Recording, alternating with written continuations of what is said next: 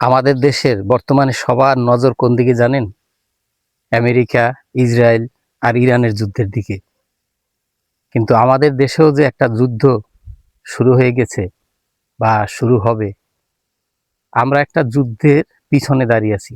আমাদের সামনেও একটা যুদ্ধ আছে। এটা একটা দার্শনিক মার্কা কথা হলেও দেখুন, অলরেডি কিন্তু আদালত বলেছে যে জুলাই সনদ কেন অবৈধ হবে না সেটা জানতে চেয়েছে। দেখেছেন, এটা কিন্তু একটা বড় ইঙ্গিত যে জুলাই সনদে সবাই সই করেছে এবং সই করেই কেউ ক্ষমতায় এসেছে, আবার কেউ বা বিরোধী দলে গিয়েছে। সেই জুলাই সনদকেই এখন অবৈধ করার জন্য হয় সরকার দলের পক্ষ থেকে নয়তোবা বিরোধী দলের পক্ষ থেকে কাজ শুরু হয়ে গেছে। দেখলেন কি চলতেছে তলে তলে। এই নির্বাচনের আগে আমরা একটা সঙ্গীত শুনেছি, খুবই জনপ্রিয় হয়েছিল যে গানটি, সেটা হচ্ছে তুমি কি টের পাও যে কার পাশা গেছে কার টেবিলে, খেলা যে চলছে কোন লেভেলে। আসলে খেলা যে কোন লেভেলে চলছে সেটা সামনে বুঝতে পারবেন। আমাদের এই সরকার দল অথবা বিরোধী দলের মধ্যে একটা পার্টি আছে যারা চোরকে বলে চুরি করার জন্য আর গৃহস্থকে বলে সজাগ থাকেও।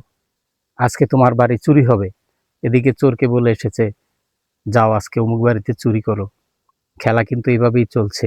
তো আমরা সাধারণ জনগণ যারা, আমরা ভেবেছিলাম দেশে ভালো কিছু হবে, আসলে কিছু হবে না। কারণ আমাদের দেশে খারাপ লোকের সংখ্যা বেশি, ভালো লোকের সংখ্যা কম। হ্যাঁ, এটাই বাস্তব কথা। একটা গোয়ালে যদি 8টা ভালো গরু থাকে আর 2টা খারাপ গরু থাকে, এই 8টা ভালো গরু তাদের আদর্শ দিয়ে, চলাফেরা দিয়ে ওই 2টা খারাপ গরুকেও ভালো করতে পারে।